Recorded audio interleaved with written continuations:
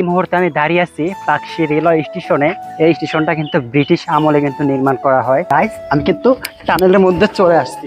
Just অসাধারণ, একবার দেখুন। ওয়াও, জাস্ট ভিউটা দেখুন একবার, জাস্ট অ্যামেজিং। আমার কাছে কিন্তু অসাধারণ লাগছে ভাই। আমার ঘরে বিউটিফুল পাবনা, জাস্ট এখানে আসা আমার সাকসেস হয়েছে এতটুকুর জন্যই। ইনশাল্লাহ আমি কথা দিয়ে যাচ্ছি, একদিন আমিও ড্রোন ফ্লাই করব। পাবনার ভাষায় কথা কমবো এখন, কেউ মাইন্ড করেন না। আমি খাঁটি পাবনা ছাওয়াল, এটা কিন্তু মানাই লাগবে ভাই। এই দেখেন আমি কনে আইছি, আমার ঘরে পাবনা হার্ডিং ব্রিজের নিচে আইছি। কিন্তু বান্ধবী কথা বলবে না, বান্ধবী লজ্জা পাইছে আমাকে দেখে। যাই হোক, বিউটিফুল পাবনা, আমাদের পাবনা। কেমন লাগতেছে জানিয়ে দিবেন আপনারা। আমার চোখের সামনে দিয়ে চলে গেল, সব জায়গা মারাটা খাইলাম, আর কিছু করা লাভ নাই। হ্যালো গাইস, আসসালামু আলাইকুম। কি অবস্থা সব? আই হোপ সবাই খুবই ভালো আছেন।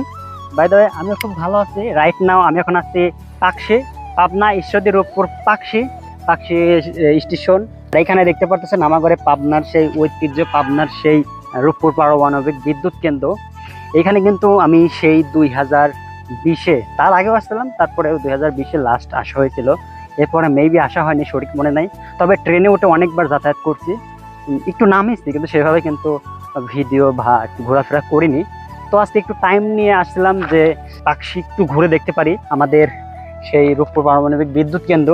এটা যেন দেখতে পারি, আপনাদেরও যেন দেখাইতে পারি, সেজন্যই আসা, আদারওয়াইজ আর কিছু না।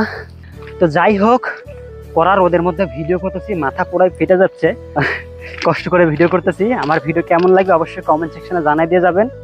এই ভিডিওতে আপনাদেরকে শেয়ার করব আমাদের পাকশি কি আছে, জাস্ট টুকটাক যেগুলো আশেপাশে পাই, হার্ডিং ব্রিজ, লালনশা সেতু, রূপপুর পারমাণবিক বিদ্যুৎ কেন্দ্র, এগুলো জাস্ট শেয়ার করব। এখন দেখতে পাচ্ছেন আমাদের সেই পাকশি রেলওয়ে স্টেশন। এই মুহূর্তে আমি দাঁড়িয়ে আছি পাকশি রেলওয়ে স্টেশনে। এই স্টেশনটার নাম হচ্ছে পাকশি রেলওয়ে স্টেশন। এই স্টেশনের প্ল্যাটফর্মগুলো কিন্তু এর আগে ছিল না, যখন 2015 সাল, তার আগে এই প্ল্যাটফর্মগুলো কিন্তু কিছু ছিল না, একদম প্লেন ছিল, কিন্তু ট্রেন মোটামুটি দাঁড়াইতো।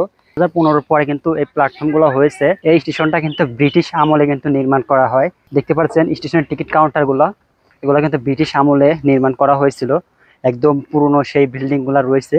আমার সামনে আছে পাকশি রেল স্টেশনের যে টিকিট কাউন্টার, সেই কাউন্টারটা। আর পিছনে রয়েছে দেখতে পাচ্ছেন একটা টানেল। এই টানেলের মধ্য দিয়ে কিন্তু ওই পাশে যাওয়া যায়, উপরে দিয়ে কিন্তু রেল লাইন।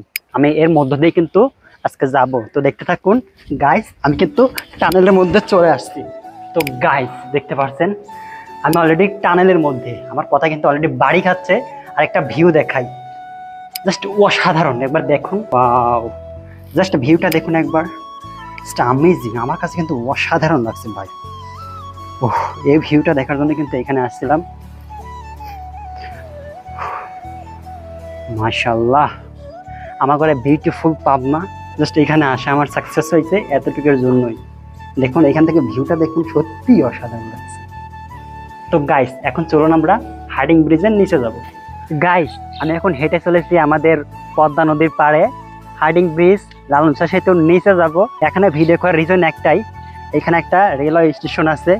এই স্টেশনের ভিউ ভাই অসাধারণ লাগে আমার কাছে। বিশেষ করে পাখির চোখে যদি এই ভিউগুলো দেখা যায়, তাহলে সত্যি প্রাণটা জুড়ে যায়। একটা ইয়েলো কালার ট্রেন দাঁড়ায় আছে, দেখতে পাচ্ছেন কিনা আমি জানি না। এটা ড্রোন দিয়ে ভিডিওটা দেখলে আসলে খুবই ভালো লাগে। এই স্টেশনটার নাম হচ্ছে রূপপুর রেলওয়ে স্টেশন, আর এটা হচ্ছে পাকশি রেলওয়ে স্টেশন। মানে রূপপুর রেলওয়ে স্টেশন কিন্তু রিসেন্টলি হয়েছে, বেশি দিনও হয়নি। প্রবাবলি 2020-এর পর, মানে রূপপুর পারমাণবিক বিদ্যুৎ কেন্দ্র এটা যখন শুরু হয়, ঠিক সেম টাইম, একটু এদিক ওদিক, সেই টাইমে এই স্টেশনটা নির্মাণের কাজ শুরু হয়। আমার কাছে ড্রোন নাই ভাই, ড্রোন থাকলে ভাই এই ভিউটা আপনাদেরকে দেখাইতাম। আমি ইনশাল্লাহ আমি কথা দিয়ে যাচ্ছি, একদিন আমিও ড্রোন ফ্লাই করব। ড্রোন ফ্লাই করে সুন্দর সুন্দর ভিডিও, সুন্দর সুন্দর ভিউ দেখানোর ট্রাই করব। যাই হোক, আমার সামনেই আছে কিন্তু সেই হার্ডিং ব্রিজ, আর ওই পাশে রয়েছে লালনশা সেতু।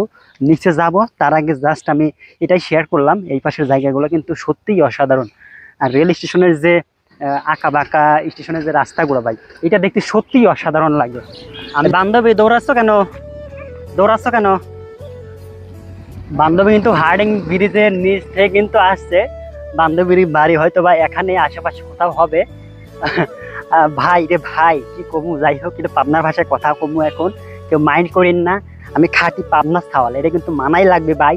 এই দেখেন আমি কনে আইছি, আমার ঘরে পাবনা হার্ডিং ব্রিজের নিচে আইছি। কিন্তু যাই হোক, এনে আসলে কিন্তু মনের থেকে কিন্তু একটা কথা বের হয়, মন মানে কি বলে বুক ফেটে কথা বের হয়ে আসে। যাই হোক, আমি খাঁটি পাবনার চাউল, আপনারা অনেকেই জানেন। বান্ধবীর বাড়ি কোথায়? বান্ধবী কথা বলবে না, বান্ধবী লজ্জা পাইছে আমাকে দেখে।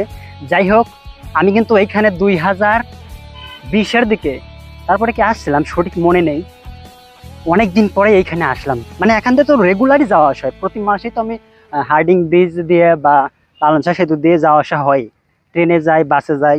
মনে মনে একটা প্ল্যান করছিলাম যে এইবার আমি এখানে আসলাম, ভালোই লাগতেছে। রোদের মধ্যে গা পুড়ে গেলেও কিন্তু ভালো লাগতেছে। শুধুমাত্র যে ঈদের মধ্যে এতগুলো মানুষ হয় সেটা না, মানে বিকাল হলেই কিন্তু এখানে লোকের কোলাহল থাকে, প্রচুর মানুষের ভিড় কিন্তু এখানে জমে থাকে।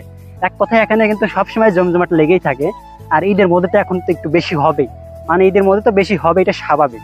যাই হোক, বিউটিফুল পাবনা, আমাদের পাবনা কেমন লাগতেছে জানিয়ে দিবেন আপনারা। আমাদের পাবনায় আরো অনেক কিছু আছে, অনেক কিছু যেগুলা শর্ট টাইমে বলাও পসিবল না, দেখানো পসিবল না। মাথা তো রোদে একদম শেষ কালো হয়ে গেছে, আমি রোদে এমনি কালো মানুষ, আরো কালো হয়ে গেছি। একটু ঘুরে কিছু ঠান্ডা মান্ডি খেয়ে নিয়ে বের হয়ে যাবো, এখানে বেশি ওয়েট করবো না।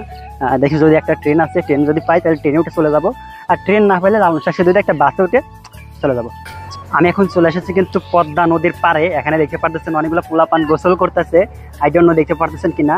আর এখানে কিন্তু প্রচুর পরিমাণে নৌকার কিন্তু সুব্যবস্থা রয়েছে, আপনারা চাইলে কিন্তু নৌকায় করে ট্যুর দিতে পারবেন, না একটু ঘোরাফেরা করতে পারবেন, আপনাদের প্রিয়জন ফ্যামিলি যারে বলেন সবাই নিয়ে একটা রাইড দিতে পারবেন। এখানে কিন্তু নৌকা ভাড়া দেওয়া হয়, চালান মেশিন রয়েছে, এই দেখুন দেখতে পারতেছেন, অসাধারণ।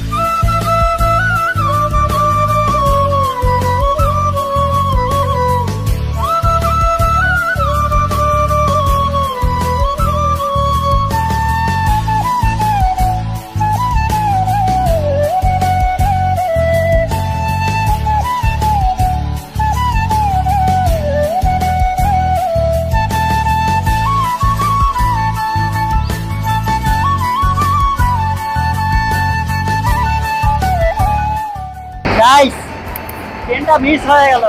আমি কিন্তু এই ট্রেনে যাইতে চাইলাম, ট্রেনটা মিস হয়ে গেল। সীমান্ত এক্সপ্রেস যশোরে চলে গেল, বিশাল বড় একটা মিস হয়ে গেল।